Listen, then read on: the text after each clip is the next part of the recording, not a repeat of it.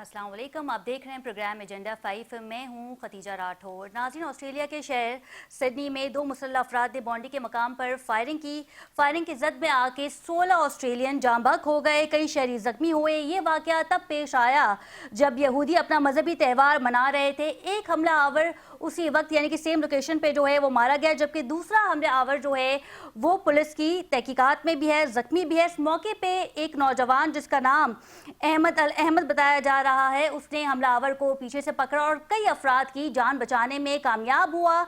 जब उसने हमलावर को पीछे से पकड़ा तो वो खुद भी इसमें शदीद जख्मी हो गया है। और जब ये वाक़या पेश आया तो हमने देखा कि भारत, अफगानिस्तान और इसराइल की जानिब से ये प्रोपेगेंडा किया गया कि पाकिस्तान जो है वो इसमें मुलव्वस है, और जो दहशतगर्दी सिडनी में वाक़या हुई उसमें जो है वो पाकिस्तानी दहशतगर्द जो थे वो मुलव्वस थे। लेकिन इस पर हमने देखा कि ऑस्ट्रेलियन मीडिया की जानिब से जो है वो तहकीक सामने आई, जिस पर उनका कहना था कि ये दोनों बाप बेटे थे और ऑस्ट्रेलिया में रह रहे थे। 1988 में हमने देखा था कि वो भारत से हिजरत करके ऑस्ट्रेलिया आए थे, जबकि उनकी वालदा जो है वो इटालियन बताई जा रही हैं।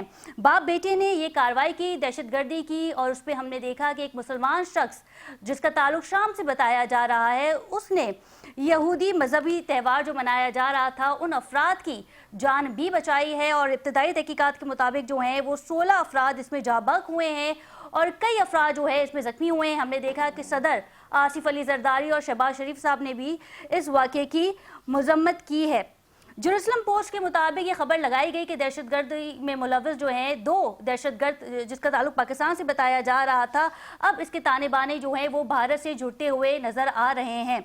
जैसे कि मैंने अर्ज़ किया कि 1988 में इस शख्स का ताल्लुक जो है वो भारत से था। वो भारत से हिजरत करके ऑस्ट्रेलिया आया, वहाँ पे उसने स्टूडेंट वीज़ा लिया। स्टूडेंट वीज़ा लेने के बाद उसे नेशनैलिटी मिल गई, शादी की और वहीं पर ही इसने अपनी फैमिली को शिफ्ट किया। नवीद अकरम इसका नाम बताया जा रहा है जिसने हमला किया था। इस पर मज़ीद बात करेंगे। हमारे साथ मौजूद हैं अब्दुल्ला गुल साहब, दिफाई तज्ज़ियाकार है, चेयरमैन है तहरीक जवानान पाकिस्तान के। बहुत शुक्रिया गुल साहब, आपके वक्त क्या। जी गुल साहब, आपको मेरी आवाज़ आ रही है? जी अस्सलाम वालेकुम, आपको आवाज़ आ रही है मेरी? जी गुल साहब, मुझे आपकी आवाज़ आ रही है। दो अफराद की जानिब से हमने देखा कि सिडनी में फायरिंग की गई और दोनों हमलावर जो हैं वो बाप बेटे थे। इब्तदाई तहकीकात के मुताबिक ये पता चला है कि इनका ताल्लुक भारत से था, जबकि वालदा का जो ताल्लुक है वो इटली से था। और इसके ताने बाने पहले पाकिस्तान से जोड़े जा रहे थे, जबकि ऑस्ट्रेलियन मीडिया ने जो है वो इसकी तरदीद कर दी है। क्या कहेंगे सर? बिस्मिल्लाहिर्रहमानिर्रहीम, बहुत बहुत शुक्रिया, आपने मुझे मदऊ किया। देखें, जहाँ तक ताल्लुक है ये बहुत एक अफसोसनाक वाक़या है और जाहिर है हम पाकिस्तान तो सबसे ज़्यादा दहशतगर्दी का शिकार मुल्क है। हम तो जहाँ भी कोई दहशतगर्दी का वाक़या होता है हमें तकलीफ होती है, क्योंकि हू नोज़ बेटर देन अस के जिस पे गुजर रही है उससे ज़्यादा कौन जान सकता है। काश के ये हमारा दर्द, हमारी जो मुश्किलात हैं, ये दूसरे ममालिक भी जो है वो इसको देख सके। लेकिन इसके अंदर कुछ चीजें बड़ी अहम हैं। पहली बात यह है कि क्या ये एक प्लान्ड था या फिर रॉ का स्टेज ड्रामा था, क्योंकि सिखों की मूवमेंट जो है वो आपने देखा कि जिस तरह से खालिस्तान के हवाले से जो एक रेफरेंडम चला, जिसको ऑस्ट्रेलिया में, फिर कनाडा में, अमेरिका में, तो ये एक तसलसल है। कनाडा में भी आपको याद होगा कि रॉ ने कार्रवाई की थी और नजर सिंह को कत्ल कर दिया था। फिर अमेरिका के अंदर गुरपतवंत सिंह पुन्नू को जो है वो निशाना बनाने की कोशिश की गई और वो उनका प्लान पकड़ा गया। फिर इसी तरीके से जो है कतर के अंदर भी उन्होंने ये कोशिशें, कार्रवाइयां जारी रखी। लेकिन इन सब के बाद जो है वो ऑस्ट्रेलिया में जब रेफरेंडम हो रहा था तो कुछ सिखों और जो हिंदू थे उनकी आपस में मुठभेड़ भी हुई, और ये इसको भी आप जो है वो बिल्कुल सरफे नजर नहीं कर सकते। तीसरी जानिब जो है ये एक बाकायदा प्लान्ड और स्टेज्ड ड्रामा जो है वो ज्यादा लगता है। उसकी वजह यह है कि आप देखें कि किस तरीके से बाकायदा एक ही बयानिया एक ही वक्त में तीन मुख्तलिफ ममालिक से, इजराइल से, इंडिया से और फिर जो है वो अफगानिस्तान से जो है वो शुरू किया गया, और उसके अंदर मुसलमान को दिखाया गया और साथ ही साथ जो है वो पाकिस्तान का नाम जोड़ा गया। वो पाकिस्तान जिसको बराह रास्त हमला करके जो है वो नुकसान नहीं पहुंचा सका भारत, तो अब जो है वो इजराइल को साथ शामिल करने के बाद एक बकायदा मिलिशियस एजेंडा जो है और सोशल अफगानिस्तान मीडिया भी कैंपेन। इसमें मुलव्वस है गुल साहब। हमने देखा था कि अफगानिस्तान के सोशल मीडिया पे भी बातें हुई कि दहशतगर्दी का जो ताल्लुक है, यानी कि जो दहशतगर्द उसका ताल्लुक जो है वो पाकिस्तान से है। जी, मैं वही गुजारिश कर रहा हूं ना कि अफगानिस्तान से भी ये ताने बाने जुड़े। मैंने 3 ममालिक के नाम लिए थे। तो अब मसला यहाँ ये है कि ये सारों के बावजूद इसका मकसद क्या है? पहली बात यह है कि यहूदियों के ऊपर हमला किसने करवाया? अब इसके अंदर एक बड़ा पहलू अहम है खदीजा साहिबा, और वो है कि ये जो सर और गर्दन पे गोली मारी गई लोगों के, ये आप ग्रॉक चेक कर लें, जो कि आजकल आपको पता है ग्रॉक चेक एक आता है, तो आपको वो बताएगा कि सर और गर्दन पे गोली मारना जो है IDF यानी कि इजरायली डिफेंस फोर्सेस की खासा है। उनको बकायदा ट्रेनिंग दी गई, और जिस तरह से वो बोल्ट एक्शन राइफल को बंदा बार बार एकदम स्प्लिट सेकंड के अंदर जो है राइफल को लोड करता है और फिर वापस गोली मारता है इतनी महारत से, तो इसका मतलब क्या है? ये यानी कि वही काम जो भारत करता रहा कि अपने ही लोगों के ऊपर हमला करवा के अपने आप को मजलूम करार दे के उड़ी के ऊपर, इसी तरीके से पहलगाम के अंदर दीगर जगहों के ऊपर हमेशा से जो है 36 पूरा जो जैसे गांव था उसके अंदर ये एक फॉल फ्लैग ऑपरेशन किया जा सकता था, क्योंकि ऑस्ट्रेलियन जो अभी ये सरजमीन पे जो वाकया हुआ उसके ऊपर बजाय अफसोस का इजहार करने के बेंजामिन नेतन्याहू ने, इजरायली प्राइम मिनिस्टर ने यह कहा कि क्योंकि यहूदियों के खिलाफ जब दुनिया में नफरत बन रही थी तो ऑस्ट्रेलिया खामोश रहा। यानी कि ये स्टेटमेंट देने का क्या मतलब है? यरूशलेम पोस्ट जो है वो ऑफिशियल उनका अखबार है इजराइल का, यानी कि स्टेट ओरिएंटेड अखबार जो है वो ये खबर दे रहा है, तो क्या रियासत की मर्जी इसमें शामिल नहीं है? और खास तौर पे वो इजराइल जिसके प्राइम मिनिस्टर बेंजामिन नेतन्याहू कहता है कि मुझे स्टेट ऑफ पाकिस्तान और स्टेट ऑफ ईरान से खतरा है और मैं इनके पास न्यूक्लियर वेपन नहीं देखना चाहता, और इसके लिए हम हर सतह पर जाएंगे। ये वो चंद चीजें हैं जिनको आप जो है वो नजरअंदाज नहीं कर सकते। फिर तीसरी बात इसके अंदर बड़ी अहम है, यानी कि आलमी लीडरान के जानिब से, जिसमें जॉर्ज जो क्या नाम है इनका, डोनाल्ड ट्रंप साहब, उनका आया। फिर इसी तरीके से डोनाल्ड ट्रंप साहब के बाद जो है वो केयर स्टॉर्मर जो कि वजीर आजम है बरतानिया के, फिर जो है वो फ्रांस के सदर इमैनुअल मैक्रोन और दीगर का जो बयान आया है, उसके अंदर कहीं भी जो पाकिस्तान के हवाले से जो बात को जो मिलिशियस प्रोपेगेंडा किया गया उसको डिनाई नहीं किया गया या उसको मजम्मत नहीं की गई। दूसरी जानिब जो वहां मुसलमान ने जो जान बचाई जो वहां बॉन्डाई बीच के ऊपर, तो उसको जो है वो कहीं सराहा नहीं गया।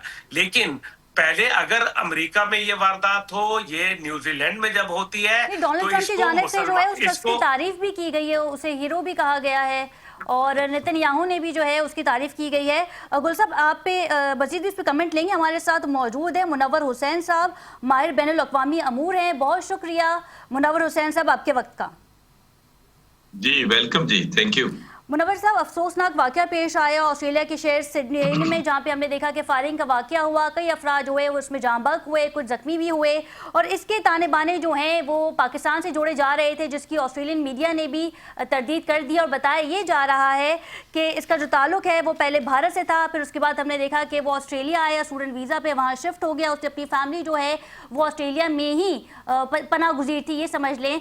और जेरूसलम पोस्ट में भी इस बारे में बात की, पोस्ट की कि पाकिस्तान जो है वो दहशतगर्दी में मुलव्वस है, लेकिन ऑस्ट्रेलिया ने इसकी तरदीद कर दी है। क्या कहेंगे इस पे? जी, ये तो अब बहुत खुल के बात आई हुई है और बारहा साबित हुई है कि भारत का जो EU डिसइंफो लैब था, किस तरह से हजारों वेबसाइट्स पाकिस्तान के खिलाफ जहर उगलती थी, फेक न्यूज लगाती थी, और दुनिया भर के रेप्यूटेबल मीडिया आउटलेट्स वहां से खबरें उठाते थे। तो इसी तरह से इस अपॉर्चुनिटी को भी उन्होंने जाया नहीं किया इनफैक्ट, और एक नेक्सस तो आपको नजर आता है इजराइल का और भारत का और अफगानिस्तान का। बल्कि मैं ये कहता हूं कि ये नेक्सस हकीकत में अमेरिका, इंडिया और इजराइल का है, और ये समझ रशियन इंटेलिजेंस की है बाय द वे। और अफगानिस्तान के कंधे पर रखकर पाकिस्तान के खिलाफ बंदूक चलाई जाती है। अब आ जाते हैं जरा ब्रॉडर पिक्चर के ऊपर। ये तो हर मीडिया प्लेटफॉर्म पे ये बात हो रही है। जो बात असल में नहीं हो रही, इस वाकये के पीछे सेवरल फैक्टर्स हैं। पहला फैक्टर जो है, ये बुनियादी तौर पे अगर मैं थीसिस रखूं तो वो ये होगा कि ये एक रिएक्शन है उस एक्शन का जो वेस्टर्न सोसाइटीज के अंदर किसी खास कम्युनिटी के खिलाफ आते हुए नजर आ रहा है। जब मैं ये बात कहता हूं तो इसका मतलब ये है कि हर थीसिस का एक एंटायर थीसिस होता है। जी। इस हवाले से सेवरल आपको ग्रीवेंसेस नजर आती हैं मगरिब में, बिकॉज ऑस्ट्रेलिया मगरिब की एक्सटेंशन है। तो उस ग्रीवेंसेस के नतीजे में जो खास कम्युनिटी के खिलाफ वो एक्शन लेते हैं, अब उस कम्युनिटी की तरफ से भी रिएक्शन आना शुरू हो गया। मिसाल के तौर पे इमिग्रेशन एक ऐसा मसला है जहां पे मगरिब के लोग समझते हैं कि उनकी जॉब्स, उनकी हेल्थ फैसिलिटीज, एजुकेशन, जमीन, बिजनेस, ये इमिग्रेंट्स के हाथों जा रहे हैं। अमेरिका में सालाना 3 मिलियन इमिग्रेंट्स आते हैं, यूरोप के अंदर 6 मिलियन आते हैं, ऑस्ट्रेलिया के अंदर भी लगभग कोई 8 लाख इमिग्रेंट्स हर साल आते हैं। जी। दूसरा जो राइट विंग पॉलिटिक्स है और पॉपुलिज्म है, वो इसका बहुत बड़ा फैक्टर आपको नजर आ रहा है। और खुद प्रेसिडेंट ट्रंप की जो न्यू सिक्योरिटी स्ट्रेटजी है, उसमें उन्होंने यूरोप को ग्रेट दोबारा बनाने की जो बात की है, उसमें राइट विंग पॉलिटिक्स को सपोर्ट करने की बात की है। इसी पे क्लैश ऑफ सिविलाइजेशन का कॉन्सेप्ट भी आया 1990s में। और फिर ये जो मुद्दितवा जिसका जिक्र आपने किया इंडिया के अंदर, या नेतन्याहू की जो जायनिज्म है, वो भी आया है। फिर इस्लामोफोबिया जो है, उसके हवाले से भी हमें रिएक्शन नजर आ रहा है। Because Islam fastest growing religion है दुनिया में। अमेरिका में 20 से 30 हजार मुसलमान होते हैं सालाना तौर जान पे। बचाई शाम से उसका ताल्लुक है, वो भी मुसलमान है, और हमने देखा कि डोनाल्ड ट्रंप ने भी उसकी तारीफ की, और पूरा ऑस्ट्रेलिया ये कह रहा है कि वो ऑस्ट्रेलिया का हीरो है। इस पे क्या कहेंगे मुनव्वर साहब? जी जी, बिल्कुल बिल्कुल, आपने सही फरमाया। देखिए, जो दहशतगर्दी है उसका ताल्लुक किसी मजहब से नहीं होता, सवाए जायनिज्म की तहरीक है जो कि मजहब को इस्तेमाल करते हैं, चाहे हिंदुत्वा की तहरीक जो मजहब को इस्तेमाल करते हैं दहशतगर्दी के लिए। बाकी दुनिया में कहीं भी आपको, हाँ, किसी वक्त में कू क्लक्स क्लान अमेरिका के अंदर, वो भी इस तरह की दहशतगर्दी में मुलव्वस होते थे और व्हाइट मैन सुप्रीमेसी को वो तस्लीम करते थे। लेकिन इसके पीछे जो मैं आपको फैक्टर्स बता रहा हूं ना, कि मुसलमानों की जो तादाद तकरीबन 4 लाख के करीब, 400% यूरोप के अंदर मुसलमानों के हवाले से कन्वर्जन हुई है, क्रिश्चियंस कन्वर्ट हुए गजा वाक़े के बाद। ऑस्ट्रेलिया में खुद तकरीबन 16 कन्वर्जन हर साल होती है। इसी तरीके से जो इकोनॉमिक परफॉर्मेंसेस हैं इन ममालिक की, वो भी एक इंपॉर्टेंट फैक्टर है। मिसाल के तौर पे यूएस $36 ट्रिलियन का मकरूज है, यूरोपियन यूनियन 80.7% उनकी जीडीपी मकरूज है, और ऑस्ट्रेलिया की आप सुन के हैरान हो जाएंगी, 263% जो इनकी जीडीपी है वो मकरूज है। फिर इसके पीछे जो सबसे बड़ा फैक्टर है वो जायनिस्ट पॉलिटिक्स का है, बिकॉज जो जायनिज्म की जो लेजिटिमेसी है दुनिया में वो डिक्लाइन कर रही है। और आपने देखा कि यके बाद दी गए वाकयात हुए। हमारे साथ मौजूद है मुनव्वर साहब, आपसे ये भी तजिया जानना चाहेंगे क्या इस तमाम सिनेरियो के पीछे आपको क्या लगता है कि भारत इसमें मुलव्वस हो सकता है, या फिर इसराइल जो है वो खुद इसमें मुलव्वस हो सकता है? जबकि ये इसराइल का मजहबी त्यौहार था जब ये फायरिंग हुई और कई लोग जो है वो जहां बहक हो गए, वो तमाम के तमाम लोग जो है थे वो यहूदी थे। जी, मैंने यही आपको बताने लगा था कि ज़ायनिस्ट जो पॉलिटिक्स है रीजनल और ग्लोबल लेवल पे, वो भी इंपॉर्टेंट फैक्टर है, बिकॉज उनकी लेजिटिमेसी डिक्लाइन कर रही है। जो वेस्ट में जो मेजर सोर्स ऑफ सपोर्ट था, वहां पे यूथ उनके खिलाफ बागी हो गई है। पॉलिटिकल पार्टीज के अंदर बगावत नजर आ रही है, खुद न्यूयॉर्क का इलेक्शन उस चीज का गवाह है। उसके अलावा जो ऑक्सफोर्ड यूनियन में जो मोशन है बड़ी मेजॉरिटी के साथ पास हुआ है कि मिडिल ईस्ट में अगर कोई इंस्टेबिलिटी लाता है तो वो इजराइल लाता है, न कि ईरान लाता है। इसके साथ साथ जो लो इकोनॉमिक परफॉर्मेंस है इजराइल की, तकरीबन $540 बिलियन की जीडीपी में $364 बिलियन जो है वो इस वक्त मकरूज नजर आ रहे हैं। और फिर इसी तरह जो उनका रिलीजियस बिलीफ है जोशुआ की किताब से, जिसमें वो रेड्स इजराइल की बात करते हैं, बाकियों को जानवर समझते हैं, तो ये वो सारे फैक्टर्स हैं जिसके बाइस इसमें वो मुलव्वस नजर आते हैं। ये कैसे मुमकिन है? एक वाकया नजर आए यूएस के अंदर, वो भी मुसलमान हो, फिर वाकया नजर आए यूके में, वो भी मुसलमान हो, फिर वाकया हो जाए जनाब ऑस्ट्रेलिया में, वो भी मुसलमान हो। अगर आप मुझे इजाजत दें तो मैं आपको खुद जी ऑस्ट्रेलिया में इस्लामोफोबिया के बारे में छोटी सी क्लिप सुनवा दूं, वहां की एक पार्लियामेंटेरियन की, वो क्या फरमा रही। जी प्लीज।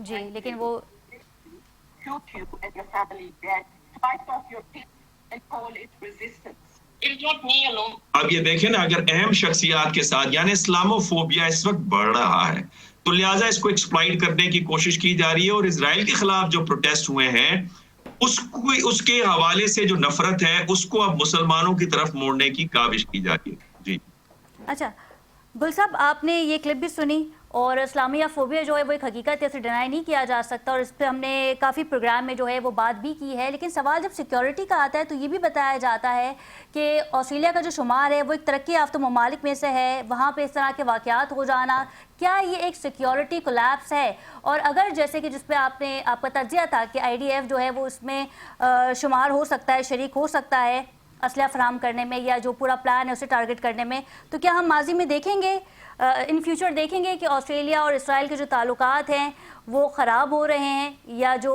बेहतरी की तरफ नहीं जा रहे किसी भी हवाले से?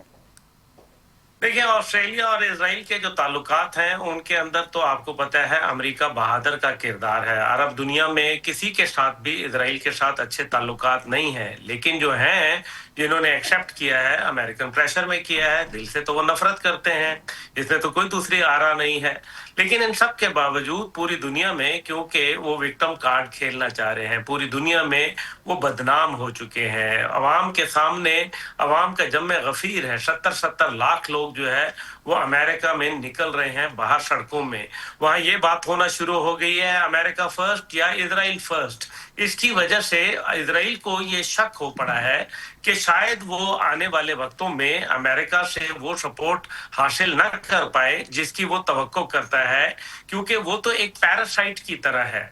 और वो पैरासाइट का मतलब ये होता है कि वो दूसरे के रिसोर्सेज को जो है कंज्यूम करता रहता है। इस वजह से इजराइल जो है वो ये चाहता है कि एक विक्टिम कार्ड खेले, क्योंकि जिस तरीके से गजा के अंदर इंसानियत का धज्जियां उड़ाई गई हैं, ह्यूमन राइट्स की वायलेशन की गई हैं, और जिस तरीके से जो है वो इंसानियत का चेहरा मस्क किया गया है, वो तो दुनिया ने देख लिया। बेंजामिन नेतन्याहू को ICJ ने एक दहशतगर्द करार दिया है, लेकिन उसके बावजूद अमेरिका की उसको सपोर्ट मौजूद है। इसलिए एक विक्टिम कार्ड जिस तरह से भारत खेलता है, इसी तरीके से ये एक फॉल्स फ्लैग ऑपरेशन जो है इसको करार दिया जा सकता है। मोसाद माजी के अंदर ऐसे कई ऑपरेशन जो है वो सामने करती रही है, और कोई बईद नहीं है कि ये मोसाद का वेल प्लान्ड ऑपरेशन हो। लेकिन जहां तक इस्लामोफोबिया की बात है, तो क्राइस्ट चर्च के अंदर जब वाकया होता है न्यूजीलैंड के अंदर, और जेसिंडा आर्डन उस टाइम पे वजीर आजम थी, वो तो अच्छी खातून थी, उन्होंने मामलात को संभाल लिए। लेकिन जिस तरीके से मुसलमानों का नमाज पढ़ते हुए कत्ले आम हुआ, क्या उसको किसी ने कहा कि ये जो है क्रिश्चियन दहशतगर्दी है? क्या किसी ने कहा कि ये व्हाइट मैन की दहशतगर्दी है? तो वो तो नहीं कहा, लेकिन जैसे ही मुसलमानों का नाम आता है उसको इस्लाम से जोड़ दिया जाता है। 9/11 की बात होती है तो 9/11 प्राइम के ऊपर मिनिस्टर थी, उन्होंने ये कहा था, उनका बयान मुझे आज भी याद है, उनका ये कहना था कि दहशतगर्दी का कोई मजहब नहीं होता, वो सिर्फ दहशतगर्द होता है। जी, हम भी तो यही कहते हैं कि दहशतगर्दी का मजहब जो है वो कोई नहीं होता। लेकिन वही वाली बात है कि अभी ये 15 लोग जो है वो जहां बहक हुए हैं, 16 लोग। तो अब आप मुझे बताएं कि पाकिस्तान में रोजाना जब इस किस्म की वारदातें होती हैं, तो क्या पाकिस्तान के साथ कोई इजहार अफसोस करता है, कि इजहार हमदर्दी करता है? हम इसमें ये नहीं कह रहे, लेकिन हमें ये फील करना चाहिए। मिन हैसुल कौम मैं ये सवाल पूछता हूँ ऑस्ट्रेलिया से भी और तमाम ममालिक से, कि जिस तरह से उनको उनके लोग प्यारे होते हैं, इसी तरह हमें पाकिस्तान का खून भी प्यारा है। हमें भी बताया जाए कि आप जो है वो अमेरिका और आप सारे मिलके ऑस्ट्रेलिया समेत अफगानिस्तान में आए, दहशतगर्दी का नासूर छोड़ गए। आज यूनाइटेड नेशन की 3 रिपोर्ट्स मौजूद हैं जो सिक्योरिटी काउंसिल की कि 24 दहशतगर्द तंजीमें जो हैं वो अफगानिस्तान में बैठी हुई हैं। $10 बिलियन का असला जो है वो वहां छोड़ के गए, क्योंकि शिगार रिपोर्ट जो कहती है वो तो 7.3 बिलियन डॉलर का कहती है, लेकिन डोनाल्ड ट्रंप मल्टीपल टाइम्स ये कह चुके हैं कि हम $10 बिलियन का असला छोड़ के गए हैं। तो ये हमारे लिए इस्तेमाल हो रहा है, हमारे खिलाफ इस्तेमाल हो रहा है। हम तो दहशतगर्दी के अंदर सबसे अव्वल की जो है वो मुल्क थे, लेकिन दूसरी जानिब आप भारत को देखें जो अफगानिस्तान में जो है बाकायदा दहशतगर्दों को जो है वो मजबूत करता है, BLA और मजीद ब्रिगेड को सपोर्ट करता है, खुलेआम TTP और दाइश के साथ खड़ा हुआ है, लेकिन उस भारत के साथ जो है वो दिफाई डील अमेरिका कर लेता है। तो ये दुनिया के जो मल्टीपल म्यार हैं इनको मेरे ख्याल में परखने की टैरिफ जरूरत भी तो है। बढ़ाया गया था डोनाल्ड ट्रंप की जानिब से, और फिर ये भी सुना था कि खासा नाराज हो गए हैं मोदी साहब से, और शहबाज शरीफ की उन्होंने बहुत तारीफ की थी, फील्ड मार्शल साहब की भी बड़ी तारीफ की थी। भारत से थोड़े खिंचे खिंचे से नजर आए थे अगर हालिया मुलाकातें देखें तो। नहीं, ऐसी कोई बात नहीं है, भारत से खिंचे खिंचे नहीं है, भारत से मायूस हैं। उनका ये ख्याल था कि नेट सिक्योरिटी प्रोवाइडर का जो खिताब दिया साउथ ईस्ट एशिया के लिए भारत को, उन्होंने देखा कि पाकिस्तान और भारत का जो टेस्ट केस था जिसके अंदर कोई बईद नहीं है कि कहीं भारत को इशारा हुआ हो कि आप पाकिस्तान के साथ एक क्लैश करें, उसके नतीजे के अंदर भारत ने परफॉर्म नहीं किया, जिसकी बुनियाद के ऊपर उनको जो है भारत से अफसोस का इजहार करना पड़ा। उन्होंने टैरिफ जरूर बढ़ाया, पहले 25% किया, फिर 25% मजीद कर दिया, लेकिन आज जो है वो दिफाई डील जो है वो भारत के साथ करते हैं। कितनी दफा पाक भारत के मामले पे आप मुझे बताएं, शेर क्रीक के मामले पे या पानी के मामले पे अभी तक भारत को इंटरनेशनल दुनिया में किसी ने भी जो है सरजनिश की है? क्या IMF वर्ल्ड बैंक ने उसको खत भी लिखा है भारत को कि तुम पाकिस्तान का पानी रोक के जो है वो एक इंटरनेशनल मुआहदे की जो है वो खिलाफ वर्जी कर रहे हो? नहीं। क्या पाकिस्तान के ऊपर हमला करने के लिए क्या अमेरिका ने उनको जो है इस बात के ऊपर जो है वो अफसोस का इजहार किया? बिल्कुल नहीं किया। हाँ, नहीं, अमेरिका ने ये जरूर कहा था कि अब भारत को हमने समझा दिया कि वो पाकिस्तान पे अटैक ना करे। नहीं, 2 दिन के बाद जब रिटेलिएट किया पाकिस्तान ने, तब उन्होंने जो है वो भारत को बचाने के लिए मार्को रूबियो ने और दीगर ने कोशिशें शुरू की। ये है वो रियलिटी जिसको बेहतर है कि हम समझ लें तो हमें बेहतर होगा। अभी जो है अमेरिका, अब हम देखेंगे कि ऑस्ट्रेलिया की जानिब से जो है वो कड़े इकदाम किए जा सकते हैं, क्योंकि एक बहुत बड़ा अटैक जो है वो हुआ है, और ऑस्ट्रेलिया जो है एक तरक्की याफ्ता मुमालिक है, अच्छा यानी कि आप ये समझ लें कि इकनॉमी के हिसाब से भी एक बड़ा मुमालिक है, और हम देखेंगे कि सिक्योरिटी के हवाले से जो कोलैप्स हुआ है अब कड़े इकदाम किए जाएंगे। जी बिल्कुल। ऑस्ट्रेलिया देखें, ऑस्ट्रेलिया के अंदर जहां लोग आते हैं उनकी तमाम इकोनॉमी इस टाइम पे जो बेस्ड है वो स्टूडेंट वीजे के ऊपर है, और ऑस्ट्रेलिया के अंदर इसको यूनिवर्सिटियों का मुल्क कहा जाता है, और ये लोग आते हैं मुख्तलिफ ममालिक से और वो वहाँ उनको फाइनेंस करते हैं। कोविड के अंदर ऑस्ट्रेलिया की इकोनॉमी का भट्टा बैठ गया था इस वजह से, क्योंकि स्टूडेंट्स जो थे उनका आना बंद हो गया था। इस वजह से ऑस्ट्रेलिया जरूर ऐसे इकदाम करेगा और करने चाहिए उसको अपनी सेफ्टी एंड सिक्योरिटी को इंश्योर करने के लिए, लेकिन साथ ही साथ उनको ये भी देखना चाहिए कि इसमें स्पॉइलर का किरदार कौन अदा कर रहा है। उनको ये भी देखना चाहिए है कि पाकिस्तान पर जो इल्जामात लगाए गए और पाकिस्तानी लड़के के ऊपर जिस तरीके से, जो कि ऑस्ट्रेलियन सिटीजन है, उसके ऊपर इल्जाम लगा और उसकी फिर वीडियो आ गई, आज उसकी सेफ्टी जो है वो उसका कौन जिम्मेदार होगा? बिल्कुल ठीक है, बहुत शुक्रिया अब्दुल्ला हमीद गुल साहब आपके वक्त का। नाज़रीन, प्रोग्राम में मजीद भी बात करेंगे, लेकिन यहाँ वक्त हुआ एक शॉर्ट कमर्शियल ब्रेक का। Stay with us.